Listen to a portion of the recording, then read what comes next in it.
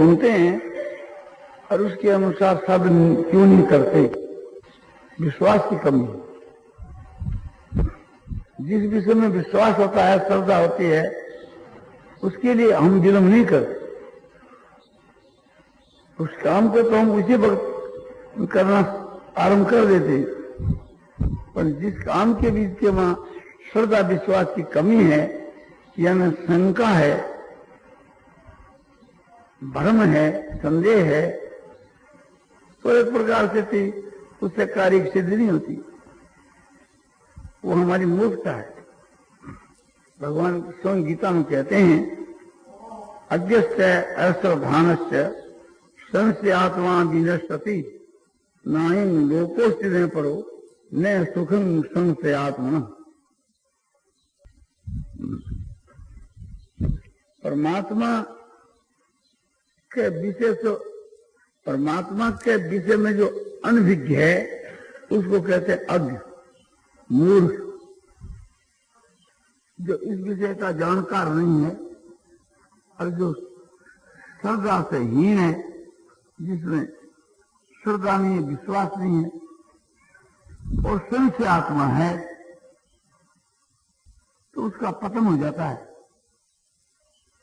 नायं लोकोस्ति न परो न सुखम संशय आत्मना। संशय आत्मा पुरुष को न तो ये लोक ही सुखदायक है न परलोक ही, तो कहीं जाओ। इसलिए भगवान कहते हैं कि ज्ञान रूपी नौका के, ज्ञान रूपी खड़क के द्वारा तुम संशय का छेदन करो और फिर तुम साधन करो।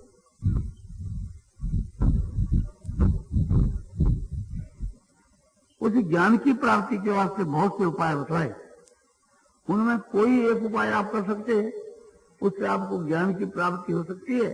और ज्ञान की प्राप्ति से अज्ञान का नाश हो जाता है और वो ज्ञान भी फिर स्वतः शांत हो जाता है।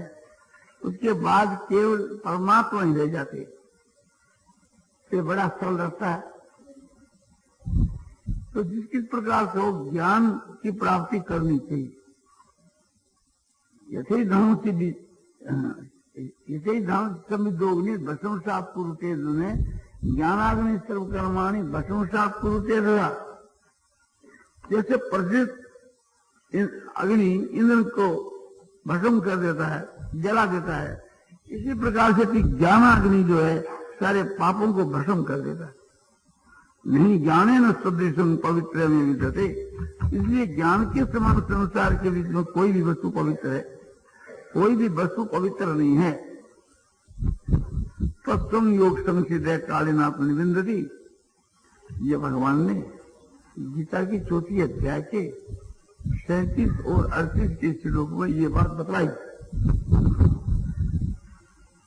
कि काल करके के, समय करके के योग संसिद्ध पुरुष उस ज्ञान को स्वयं अपने आत्मा में अपने आप ही अनुभव कर।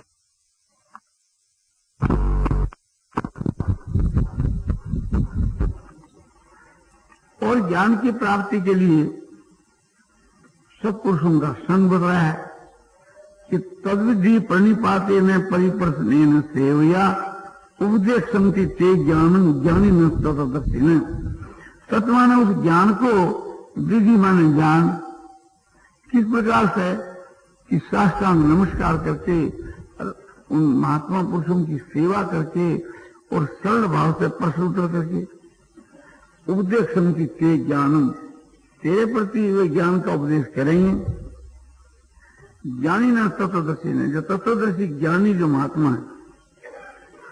अरे यदि ज्ञातवा न पुनर्मुह मेव याशस्वी पांडव है ये न भूतान शेषे न दर्शी आत्मनि यथो मई।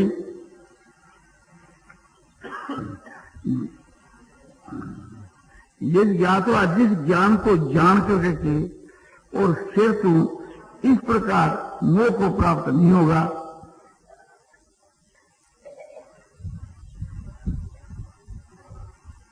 और जिस ज्ञान से संपूर्ण भूत प्राणियों को अपनी आत्मा के अंदर देखेगा,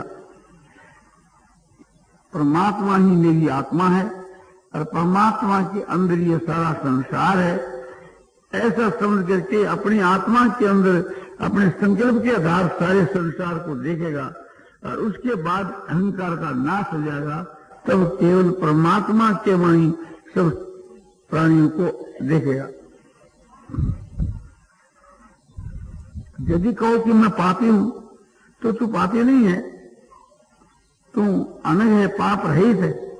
किंतु यदि पापी भी हो तो ज्ञान ऐसी चीज है कि उसके द्वारा तुम संसार सागर से पार हो जाए। अति चेष्टि पापे भय सर्वे भय पाप कृत में और सर्वं ज्ञान पड़े नहीं है ब्रजन संग परिस्थिति। यह भगवान ने गीता की चौथी अध्याय के 36 के श्लोक में कहा। यानी 35 एक प्रकार से जो है वो पहला जो है 35 का श्लोक होता है, 36 का। ये कहा कि अपनी चेष्टि पापे वे सर्वे वे पाप करते हैं। दुनिया में जितने जो पापी है उन सबसे बढ़कर यदि तू पापी हो गए तो भी ज्ञान रूपी नौका के द्वारा पाप सागर को लांघ जाएगा। सागर के समान यदि पाप है तो भी ज्ञान नौका से तू तर जाएगा। इसलिए कहा गया कि ज्ञान के समान दुनिया में कोई वस्तु पवित्र नहीं है। उस ज्ञान की प्राप्ति महापुरुषों के संग से होती है और उस ज्ञान की प्राप्ति ईश्वर की भक्ति से भी होती है। भगवान स्वयं गीता की 10वें अध्याय के 10 के श्लोक में कहते हैं, तेषां सतत युक्तानां भजतां प्रीति पूर्वकम ददामि बुद्धि योगं तं येन मामुपयांति ते। कहते हैं तेषां सतत युक्तानां और भजतां प्रीति पूर्वकम, जो प्रीति पूर्वक मुझको भजते हैं और नित्य निरंतर भजते हैं, नित्य भगवान कहते हैं मुझ परमात्मा में जुड़ते हैं, उनको मैं वे ज्ञान देता हूं। उनको मैं बुद्धि योग माने ज्ञान योग यानी ज्ञान देता हूं कि जिससे उसको मेरी प्राप्ति हो जाती है। मैं जैसा हूं, जितना हूं, जिस प्रकार का हूं, उसका उसको यथार्थ ज्ञान हो जाता है। मेरा जो स्वरूप बदलाया जाता है, साकार निराकार सगुण निर्गुण सब मिलकर के समग्र रूप होता है, तो वो अच्छी प्रकार से मुझ परमात्मा को जान जाता है। मेरे भक्ति के प्रभाव से मैं उसको मदद करता हूं भगवान के। तो भगवान की भक्ति शक्ति भी काम सिद्ध हो जाता है, ज्ञान की प्राप्ति हो जाती है। और श्रद्धा शक्ति भी, हम विश्वास करें शास्त्रों के ऊपर, महात्माओं के ऊपर, ईश्वर के ऊपर, तो भी विश्वास के बल पर भी ज्ञान हो जाता है। श्रद्धावान लभते ज्ञानम तत्पर संगतेन्द्रिय ज्ञानं लब्ध्वा परांग शांति मचिरणादि गच्छति। भगवान कहते हैं कि श्रद्धावान लभते ज्ञान, श्रद्धावान जो पुरुष है वो ज्ञान को पा लेता है। कैसा श्रद्धावान होना चाहिए कि साधन के वहां तत्पर और मन और इंद्रिया जिसके बस में, और ज्ञान को पाकर के ज्ञानं लब्ध्वा, ज्ञान को पाकर के और परम शांति को शीघ्र प्राप्त हो जाता है। तो ज्ञान की प्राप्ति जो है वो श्रद्धा से होती है। तो फिर श्रद्धा कैसे हो? सत्वानुरूपा सर्वस्व श्रद्धा भवति भारत। और श्रद्धा मयोयं पुरुष अयोय श्रद्धस एव। सत्वानुरूपा सर्वस्व श्रद्धा भवति। अंतःकरण के अनुसार ही सबकी श्रद्धा होती है। और ये पुरुष जो है सो श्रद्धामय है, और जिसकी जैसी श्रद्धा है वह पुरुष भी है सो वैसा ही। तो इसलिए एक प्रकार से हम लोगों को श्रद्धा करनी चाहिए, विश्वास करना चाहिए। गीता में जो कुछ भगवान कहते हैं वो अक्सर सत्य सो सत्य है। रामायण के वहां तुलसीदास जी जो कुछ कहते हैं वो सब अक्सर से सो सत्य है। तुलसीदास जी भगवान के भक्त हुए और श्री कृष्ण जी साक्षात पूर्ण ब्रह्म परमात्मा हुए। तो गीता जो है भगवान श्री कृष्ण जी के वचन है और तुलसी के रामायण है, तुलसीदास जी की उक्ति है। तो इसलिए समझो कि तुलसीदास जी जैसे संतों में यदि विश्वास हो जाए तो बेड़ा पार, और भगवान में विश्वास हो जाए फिर तो बात ही क्या है। तो हम लोगों को इनके वहां विश्वास करना चाहिए, किंतु दुख की बात है कि जितना विश्वास हम एक वैद्य के ऊपर, डॉक्टर के ऊपर करते हैं, इतना भी एक प्रकार से विश्वास जो है तो हम महापुरुषों पर नहीं करते। ये कारण है जो एक प्रकार से हम लोग परमात्मा की प्राप्ति से वंचित है। कोई एक डॉक्टर आता है, हाथ देखता है, शरीर देखता है और बीमारी का निर्णय करता है, और निर्णय करके औषध देता है। तो एक प्रकार से समझो डॉक्टर की फीस कम से कम 4 रुपया, दवाई का दाम 4 रुपया, और 1 रुपया कंपाउंडर का, 1 रुपया मटर भाड़े का, इत्यादि करके वो 10 रुपया तो कर ही देता है। अब गरीब आदमी कहां से 10 देगा, किंतु 10 रुपया नहीं होगा तो इलाज नहीं होगा। और वो 10 रुपया आगे लेता है, उसके बाद में रोगी मरे चाहे जीवे, उसकी कोई परवाह नहीं, और बुलाने पर भी आने में भी देरी कर देता है, और बीमारी का भी कोई भरोसा नहीं, मिटे या नहीं मिटे, और रुपया तो 10 खर्च हो ही जाते हैं। अरे उससे पूछे कि डॉक्टर साहब क्या दुआ दी? अरे बोले तुम मूर्ख क्या जाओ, हम जो देखते उसको तुम अपने इस्तेमाल करो। बोले साहब ये पूछ लेते हैं कि ये पवित्र है ना, पवित्र? अरे बोले तुम कहां से आया पवित्र पूछने? तो बतलाते भी नहीं, और समझो कि फिर बिना फीस दिए दूसरी बार आते भी नहीं। और जो उत्कोटि के महापुरुष होते हैं वे तो बिना बुलाए घर के ऊपर जाकर के आपको समझो कि दवा देते हैं। तो ये जो हमारे शास्त्र है, गीता, रामायण, भागवत आदि, ये आयुर्वेद की पुस्तकें मानो, और जो महात्मा जो पुरुष है उसको डॉक्टर समझो। महात्मा लोग समझो कि न तो अपने मटर का भाड़ा लेते, और न अपने साथ में किसी अनुयायी को रखते तो उनका खर्चा लेते, और न अपनी फीस लेते, और दवाई घर से देकर के भी पैसा नहीं देते। इतने चाहिए उनके लिए तो एक प्रकार से थी, हम 7-5 बार पूछते हैं, परीक्षा भी करते हैं कि कितना इनके वहां दम है, कैसा इनका प्रभाव है, और उस डॉक्टर का कुछ भी नहीं करते। डॉक्टर के तो समझो कि पीछे पीछे फिरते। तो वैद्य और डॉक्टरों के ऊपर जितना विश्वास है, वह चाहे खाने के लिए दे दिया विष और मर गए तो कहते हैं कि प्राप्त से मर गया, डॉक्टर दवाई दी। डॉक्टर की भूल भी हो गई है, उसकी भूल से ही एक प्रकार से समझो कि बीमारी बढ़ गई। तो वो डॉक्टर कहता है कि नहीं नहीं, हमारी दवाई से नहीं बढ़ी, इसलिए कोई कुपत कर लिया होगा। ये परिस्थिति। और यह जो औषध है, भगवान के विषय की औषध है, इसका सेवन करने से तो बीमारी निश्चय ही नष्ट हो जाएगी। बीमारी क्या है कि जन्म मरण की बीमारी है, जन्मना मरना, जन्मना मरना। तो जन्म मरण की जो बीमारी है, इसके लिए समझो कि औषध क्या है कि भक्ति और ज्ञान। भक्ति और ज्ञान ये दवाई है। और ये औषध कहाँ लिखी है? पुस्तकों में, हमारे धार्मिक पुस्तकों में।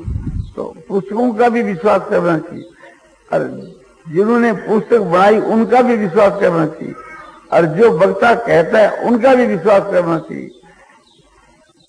और फिर आप औषध का सेवन करो तो बहुत शीघ्र आपका आराम हो सकता है। कोई विलंब का काम नहीं। भगवान जगह जगह कहते हैं, और वो चाहे कैसा ही पापी हो, पापी से भी पापी धर्मात्मा बन जाता है। क्षिपंग भवति धर्मात्मा, भगवान कहते हैं वो शीघ्र धर्मात्मा हो जाता है, और शीघ्र इसका भगवान उद्धार कर देते। भगवान खुद कहते हैं तेषां सतत युक्तानां भक्तां प्रीतिपूर्वकम। भगवान कहते हैं उन प्रीतिपूर्वक भजने वाले भक्तों को मैं ज्ञान देता हूं कि जिससे मेरी प्राप्ति शीघ्र हो जाती है।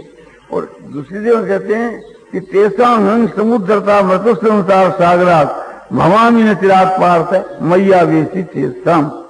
मैया वेशी तेषां तेषां पुरुषा नाम। जिन पुरुषों ने मुझ परमात्मा में चित्त को समर्पण कर दिया है उन पुरुषों का मैं मृत्यु संसार सागर से उद्धार कर देता हूं। कब कि शीघ्र उद्धार कर देता हूं, विलंब का काम नहीं। तो भगवान कहते हैं शीघ्र उद्धार मैं कर देता हूं, विलंब का काम नहीं। और क्षिप्रम भवती धर्मात्मा, शीघ्र धर्मात्मा बन जाता है। पापात्मा भी शीघ्र धर्मात्मा बन जाता है, ये भी भगवान कहते हैं। और भक्ति का मार्ग भगवान सुगम भी बतलाते हैं। फिर एक प्रकार से थी ये इतना विलंब क्यों? तो एक बात ये कि श्रद्धा की कमी। तो श्रद्धा कैसे हो? कि अंतःकरण की शुद्धि से। तो अंतःकरण शुद्ध कैसे हो? कि भगवान के नाम का जप करने से और निष्काम भाव से लोगों की सेवा करने से, निष्काम कर्म से। स्वार्थ का त्याग पूर्वक जो हम लोगों की सेवा करें, प्राणियों की सेवा करें, तो शीघ्र ही हमारी आत्मा शुद्ध हो सकती है। और इस विषय में कोई मतभेद नहीं। हिंदू, मुस्लिम और समझो कि ईसाई सभी इस बात को मानते हैं कि सेवा जो है सबसे बढ़कर की चीज, परोपकार जो है सबसे बढ़कर की चीज। तुलसीदास जी कहते हैं कि परहित सारी से घर में नहीं भाई।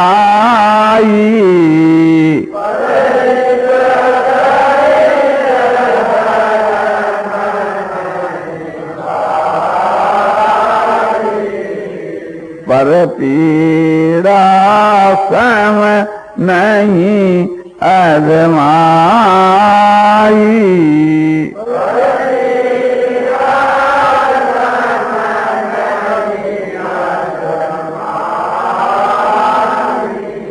दूसरे की आत्मा को सुख पहुंचाने के समान तो संसार के वहां कोई धर्म नहीं, और दूसरे की आत्मा को दुख पहुंचाने के समान कोई पाप नहीं। परहित बस जाके मैंने मानी।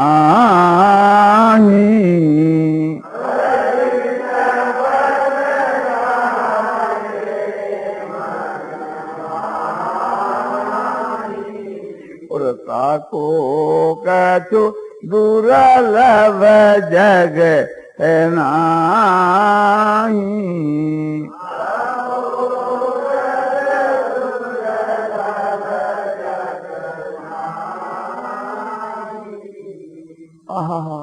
जिसके हृदय में दूसरे का हित बात करता है उसके लिए संसार के वहां कोई वस्तु भी दुर्लभ नहीं है। सबसे बढ़कर भगवान है तो उसको भगवान की प्राप्ति हो सकती है। तो भगवान ने गीता में कहा है कि ते प्राप्नुवन्ति मामेव सर्वभूत हिते रता। जो सारे भूतों के हित में रत है वे मुझको प्राप्त होते। इस बात को ध्यान में रख करके समझो कि सब में भगवत बुद्धि करके और सबकी निष्काम भाव से या स्वार्थ त्याग पूर्वक सबकी समझो कि परम सेवा करनी चाहिए। इससे भगवान की प्राप्ति सहज में हो जाती है और भूतों को हुई है और वर्तमान में भी हो रही है। तो इसके ऊपर हमको विश्वास करना चाहिए।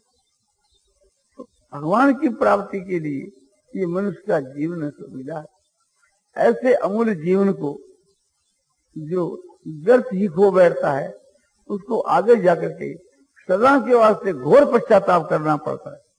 तुलसीदास जी कहते हैं सो परत्र दुख पावहि क्षीर धुनि धुनि पचिता।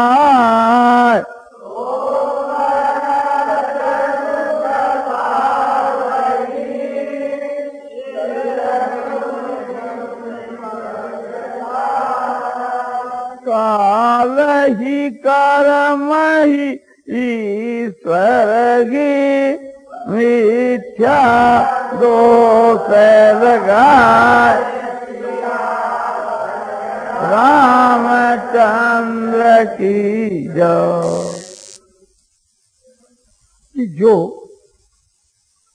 अपनी आत्मा का कल्याण नहीं कर लेता है उसके लिए कहते हैं कि वह आगे जाकर के मरने के बाद या मरने के समय सिर धुन धुन करके पश्चाताप करेंगे। काल कर्म और ईश्वर को झूठा दोष लगाओ। काल का दोष नहीं, बड़ा उत्तम काल है।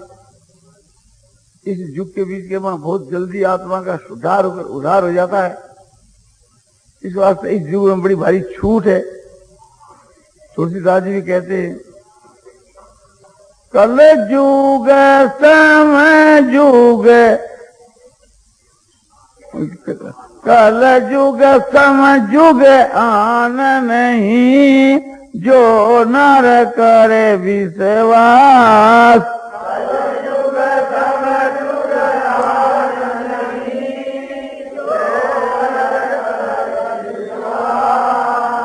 गाय राम गुण गण विमल, भवतर बिनहि प्रयास।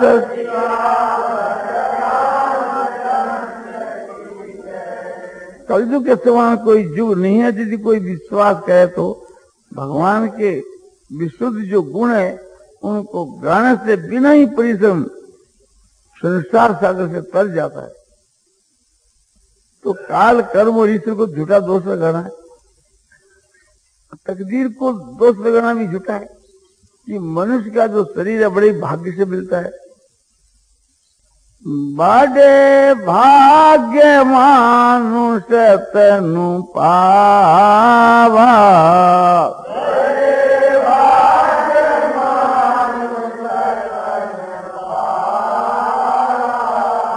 असुर दुर्लभ सद ग्रंथ गावा।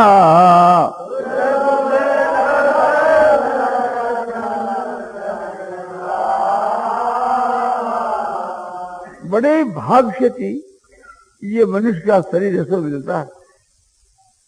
माने बड़े भाग से थी ये मनुष्य का शरीर मिला है। ये देवताओं के लिए भी दुर्लभ है। देवता लोग भी इसकी आकांक्षा करते देखी। ये बात सब शास्त्रों में लिखी। तो हमारे भाग्य को हम कोस हैं तो भी हमारी मूर्खता है। तो ये जो बताया गया कि काल ही कर्म ईश्वर ही मिथ्या दोष लगाए, तो काल के ऊपर दोष लगाना भी गलती है और तकदीर पर दोष लगाना भी गलती है और ईश्वर पर दोष लगाना तो बिल्कुल गलती है ही। लोग कह देते हैं कि देखो ईश्वर ने क्या की, हमारा लड़का मर गया, हमारा समझो कि घाटी लग गई, ईश्वर ने बहुत ही अपना अनुचित किया। और ईश्वर का धरती पर दोष है ही नहीं, बल्कि ईश्वर की तो हम लोगों पर बड़ी भारी अटूट है कृपा है। जितने हम लोग मनुष्य हैं भगवान की बड़ी भारी कृपा है। असंख्य कोटि समझो कि जो जीव हैं उसमें घूमते घूमते जब नाक में दम आ जाता है तब भगवान दया करके इसको मनुष्य का शरीर तो देते हैं। ऐसे ईश्वर के ऊपर दोष लगाना इससे बढ़कर क्या है तो समझो कि मूर्खता होगी। आकर 4 लाख 84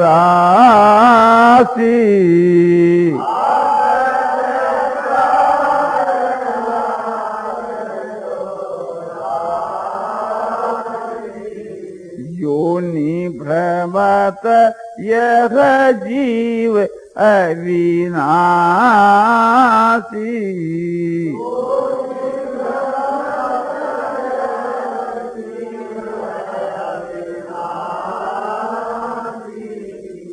फिरत सदा माया कर प्रेरा,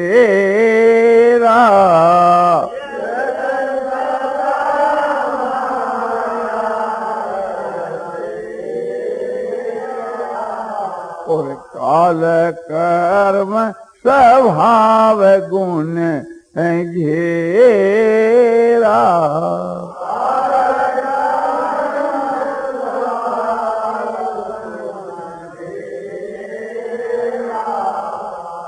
तुलसीदास जी कहते हैं उत्तरकांड के बीच के वहां कि आकर 4,84,000 और योनि भ्रमती है जीव अविनाशी। 4 प्रकार की जो 84 लाख योनियां हैं उसमें ये जीव जो है तो भ्रमण करता फिरता है। 4 प्रकार क्या? ये स्वेदज, अंडज, उद्भिज और जरायु।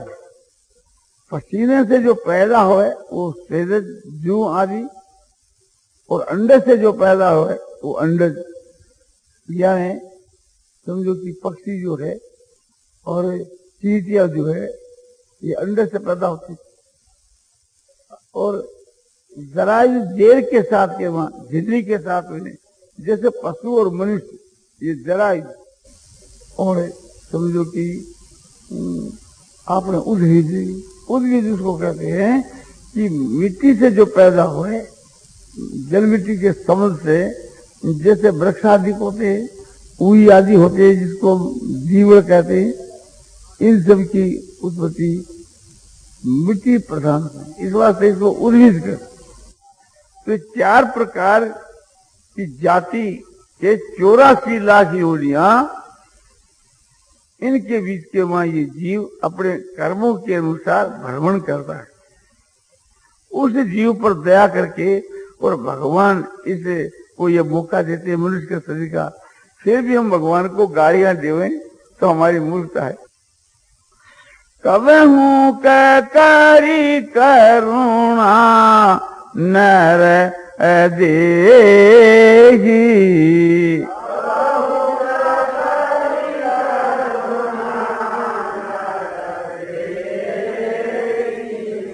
और देत ईसे बिनु हेतु सनेही।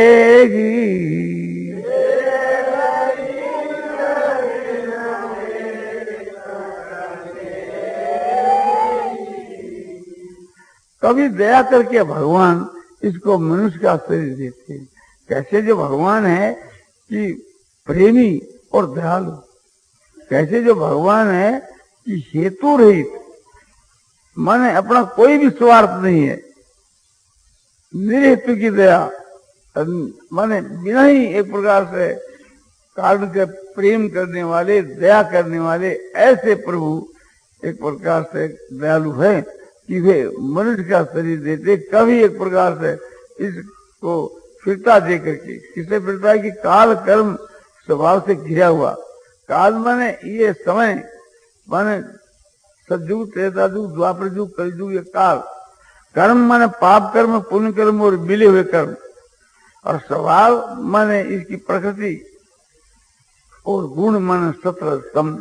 इन चारों से ये घेरे हुए जीव 84 लाख योनियों के बीच के वहां भ्रमण करते फिरते हैं, और भगवान कभी दया करके इसको मनुष्य का शरीर देते हैं। ऐसे भगवान को भी हम कोसे या दोष लगावे तो हमारी मूर्खता है। तो ये बात सिद्ध कर दी कि जो न तरे भवसागर नर समाज ऐसे पाए, और सो कृत निंदक मंदमती आत्महन गति जा। जो ऐसे संजोग को पाकर अपनी आत्मा का कल्याण नहीं करता है वह मूर्ख है और निंदा का पात्र है, और आत्मा की हत्या करने वाले की जो दुर्गति है वो उसकी दुर्गति होगी। तो इन सब बातों को ध्यान में लाकर रखिए, और न तो इस पर ईश्वर के ऊपर झूठा दोष लगाना चाहिए, और न अकर्मण्य होना चाहिए, मन एक प्रकार से पुरुषार्थी होना चाहिए, और भगवान की शरण लेकर के पुरुषार्थ करना चाहिए, जो कि पुरुषार्थ की सिद्धि सहज के वहीं हो जाए। भगवान का सलाह लेना चाहिए कि ये सब काम जो सिद्ध हो रहे हैं भगवान की दया से हो रहे हैं, मेरी कुछ भी सामर्थ्य नहीं है। और जो मनुष्य अपनी सामर्थ्य मानता है भगवान वहां से हट जाते। तो इसलिए भगवान की भक्ति हम लोगों को गुप्त रूप से करनी चाहिए, और निष्काम भाव से करनी चाहिए, और श्रद्धा और प्रेम से भगवान की भक्ति करनी चाहिए। और यदि कोई कामना भी करो तो प्रेम की कामना करनी चाहिए, भगवत प्रेम की, तो अधिक आपके वहां समझो कि निष्काम प्रेम बढ़ जाएगा।